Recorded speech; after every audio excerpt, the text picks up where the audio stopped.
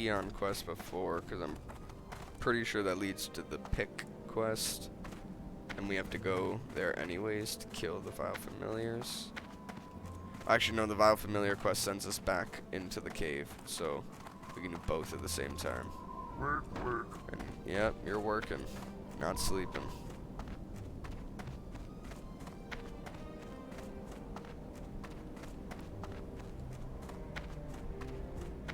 Man, every single one of them's awake. Let me guess. Is he gonna wait? Let's see. Yeah, he went to sleep. Let's go back and get it. See, just as I leave, of course he happens to go to sleep right when I leave. What are the odds? Okay.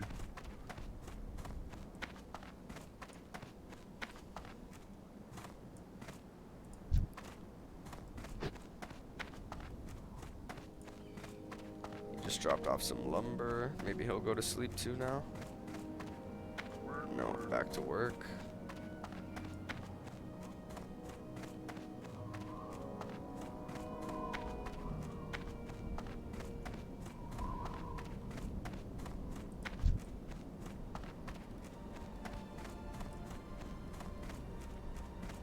Let's see. I feel like this guy's going ahead and smacking them. I feel like I just missed it. Yeah. So maybe I'll hold off and kill a few of these guys and check afterwards.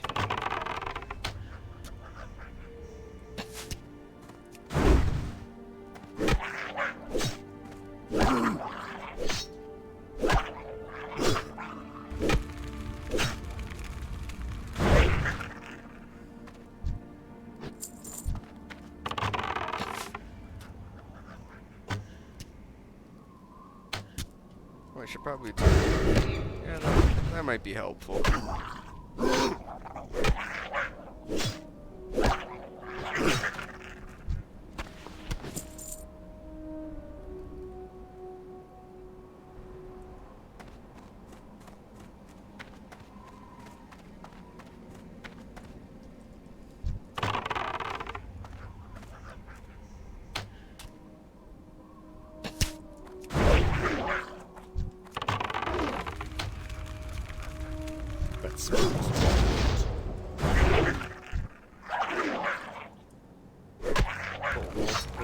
Yeah, maybe pull a bit more now. Get a bit more risky about it.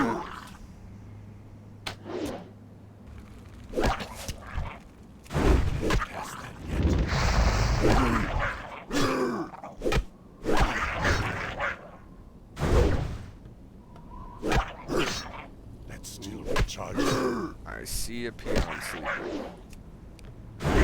Okay. Now I'm pretty sure that they pop back up awake if you're away from them for too long. So let's try to get over. Hopefully he doesn't pop up right as we're getting there. And okay, we're good.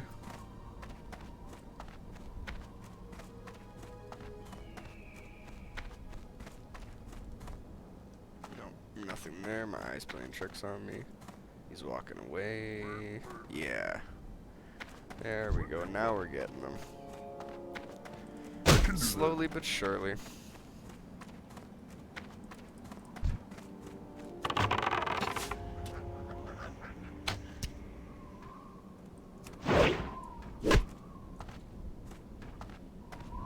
Come on.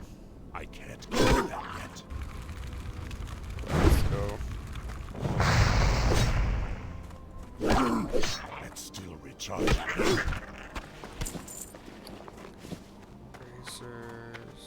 We can put those boots on.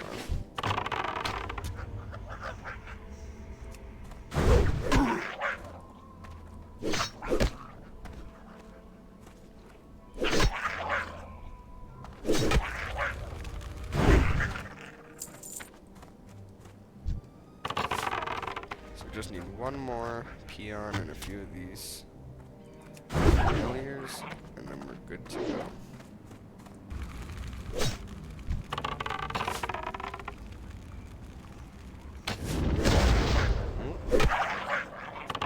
Silver leg there.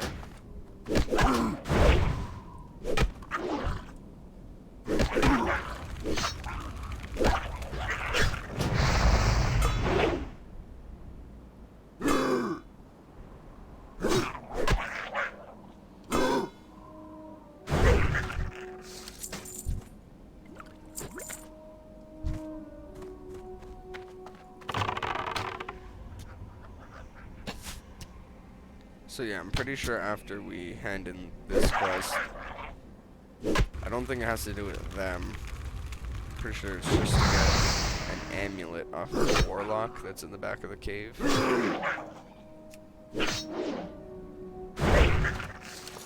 And then the peon quest is for a pick that's in the middle of the cave.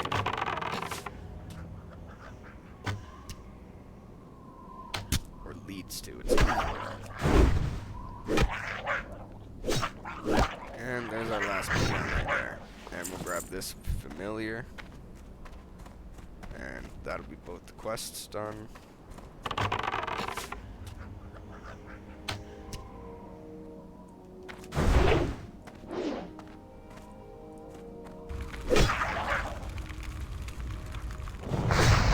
I am liking the slowed down pace of gameplay though, especially playing a lot of retail right now. I am enjoying Dragonflight. It's a lot of fun, especially with like the dragon riding and stuff, but everything's very fast paced. Like you can level a new character from 1 to max in less than a day, honestly. I think I've done it like 6 to 8 hours, especially with the amount of buffs and stuff that they give out for experience. It's very fast paced, and then even just the combat and everything, it's not as much planning. It's nice to have it slowed down like this. Even the dungeon runs, like the only time you really have to plan your stuff out is in a raid when you're doing maybe Mythic, because with Mythic Plus, it feels like you don't really have much time to, I guess, plan things out, because you're just trying to rush it to beat the timer, right? Whereas with a raid, you're not going against a timer. Morthral. Straight. I was a little quick on that. That was my bad. Sorry for the people that do want to pause it and read it. For those of you that are curious, though, if I do skip over the text of a particular quest, and you do want to see the quest text for it, all you gotta do is pop the quest name into WoW-Head and pull it up. It'll if you scroll down on the page, at some point there you'll see all the text for the quest and any dialogue involved. So if you need to see anything, or if I happen to speak over some voice acting or anything like that, you can go back and see what was said. Although I don't remember if there's many voice acted quests in Classic. I'm sure there's a few, but I don't think there's many.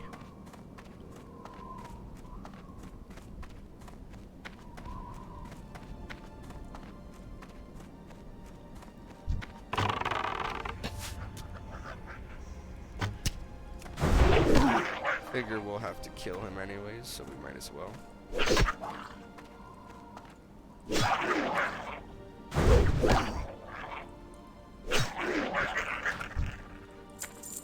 But in terms of Dragonflight, I am enjoying it. Like I said, the dragon riding is fun. I definitely think that Blizzard's gonna have to find a way to implement flying in that type of way in the main world, or at least just allow it outright, because there's no way players are gonna want to give it up. It's awesome. It really is. The PvP in general has been really cool. World PvP seems to be a lot more prevalent again, and it's actually fun. It's worthwhile to do. Although I know some of the features are things that were introduced in Battle for Azeroth that I just wasn't there for, or even Shadowlands. But in general, like it feels a lot more fleshed out as well. And from what I've heard from other people that were playing through Battle for Azeroth, it's about the same. It's the same thing. The raids as well, I was really impressed with. They were cool. I had a great time. I guess my only gripe against the raids would be it felt, and I guess this makes sense. It's the first raid tier to come out since the Evoker came out, but it felt very. I don't know. It felt like the mechanics in the raid fights or the boss fights were heavily geared towards the movement-based abilities of the Evoker, and at least in my opinion, heavily like mechanics-wise, heavily on the side of AOE DPS as opposed to single target. And I mean, I know basically every class nowadays has AOE builds they can do, but not every class is great at it. So for the few fights that were very single target heavy, like Aeronog, for instance, you'd see on the damage meters like particular few people be miles ahead of everybody else, and then on every other fight, because they're struggling to keep up with their AOE builds, they're a lot lower on the DPS. Where they were top 3, they might have been like 8th, 9th, and 10th. So like, you see the huge gap, and then another thing is just the movement. There's inventory, which is a normal thing. Oh, I don't know. I need that vendor price thing. That would be useful. But is there any slots that I have open? Doesn't seem like it. We'll just ditch the jerky. Oops, sorry, I hit the mic there. My bad.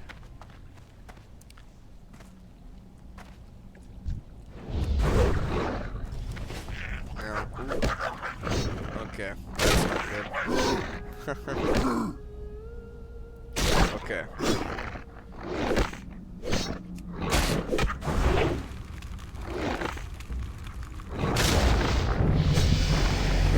Level again. So if I remember correctly, I think we can go this way and jump up on the rocks. I don't know if that's been changed or not.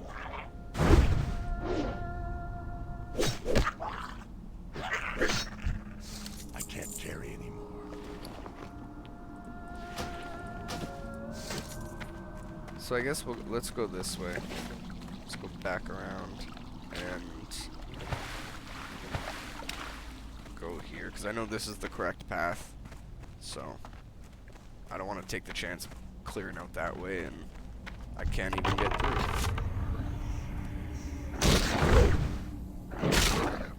But yeah, like I was saying with Dragonflight, like the PvP, the world PvP is great, the rating's great, except for the fact that, you know, the movement-based abilities or movement-based mechanics, but there's been a lot more of that as of late anyways in general with WoW, which I get. Just sitting there spamming the same buttons and not having to worry about moving around or doing anything isn't very fun.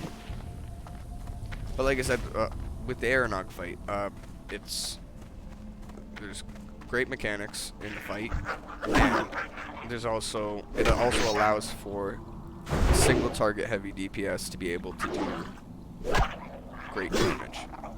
Not that they can do great damage on the other boss fights, but there are a lot of boss fights. Like the Council is an extremely AoE heavy fight. Pretty much every fight that isn't AoE heavy, it is a lot of moving around. So throws off your rotation quite a bit, and unless you're able to keep your rotation going as you're moving, which not every class is, it can be kind of annoying. Although this is my point of view, I mean, there might be others that disagree.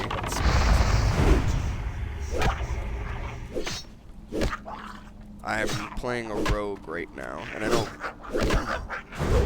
rogues are quite good in terms of outlaw and subtlety. But I prefer to play assassination, so that's what my spec is, and it feels amazing on single target, but AoE it doesn't feel very strong. It does in like when we're clearing mob packs and stuff like that. It does actually feel pretty good. The issue becomes when we're doing like when there's AoE in other situations that aren't mob packs. I don't have the opportunity to do much AoE because again everything's moving, and a lot of my AoE damage is more so reliant on stationary. But I guess that's also probably part of my build and just my spec and something I have to deal with. But regardless, they were lots of fun, and it wasn't like the raid was made specifically for the evoker. It just certain fights felt like they were definitely more geared towards the movement heavy classes because of the evoker. Yeah, it's just my little rant about Dragonflight, I guess. All in all, it's been a lot of fun. The questing is good. Although, oh no, I can't group up. Part of the hardcore, so I will have to wait until he respawns. I should have been paying attention to that. We can kill some mobs for some experience in the meantime. But the questing, the questing has been really good, and there's a lot of interesting storylines. And also, something I like a lot is the fact that the side storylines don't seem... They're bigger storylines, and they're very fun, and there's an interesting story to follow. But they don't seem like you have to do them in order to keep up with all of the story going on. Some of them do lend insight to what's going on in this current story, the expansion and stuff. But in general, you don't feel like you have to do it, which I think is good for the other players that don't like to do that type of stuff. They like to just rush into PvP, whatever, and still like to kind of, maybe do the raid in LFR just to see what's going on in the story. Because I definitely think, like, for me, especially Legion, I noticed that, like, a lot of the story was locked behind. Not locked, but you had to go out and do all these side quests and all these quest lines just to piece together what was happening in the story and figure out what exactly was happening. And I guess there should be a healthy amount of that. But that is, of course, there should be some of that, but you shouldn't feel, I guess, forced to go be lore master, basically, and finish every single quest. And I like that about Dragonflight, definitely. Inventory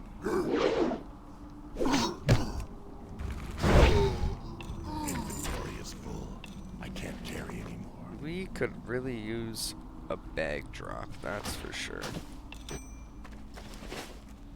So, I think we'll just hearth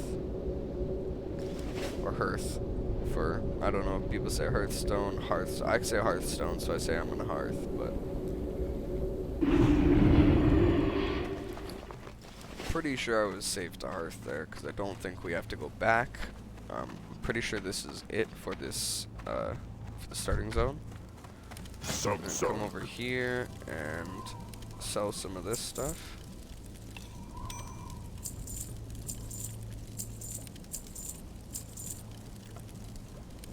That's it. With honor. Dabu. Okay.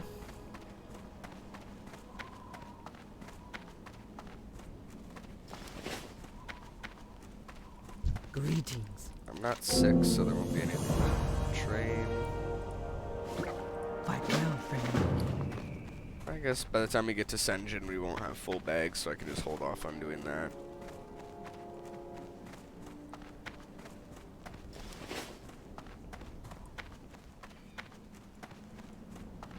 Durotar.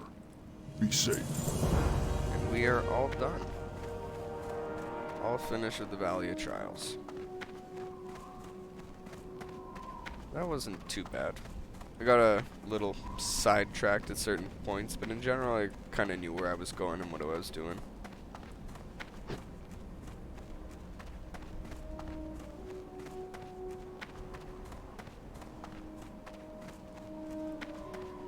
I guess something to start thinking about is what path I'm going to take in terms of leveling. Definitely, well, of course we're going to go into the Barrens once we hit about 10 and head out that way, but from there, I don't really know, because I can't remember how balanced it is in terms of the leveling, because I know, like, for the Alliance, I have to do... What do you need? May your blades never at least in dull. order for it to be tolerable.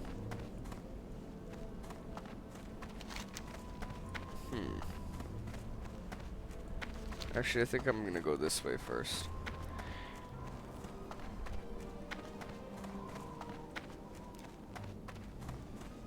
And I forgot what I was saying. Gotta love the stoner brain.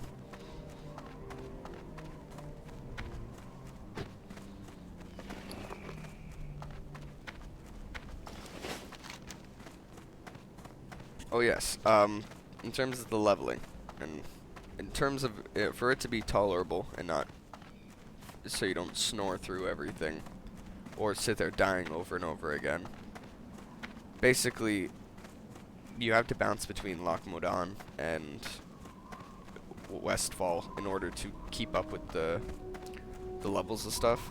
What I typically do is I go human and once I go through the first half of Westfall, there tends to be a level gap. You're about 14 or so, and then the next quest is basically should be about 16, 17 doing it.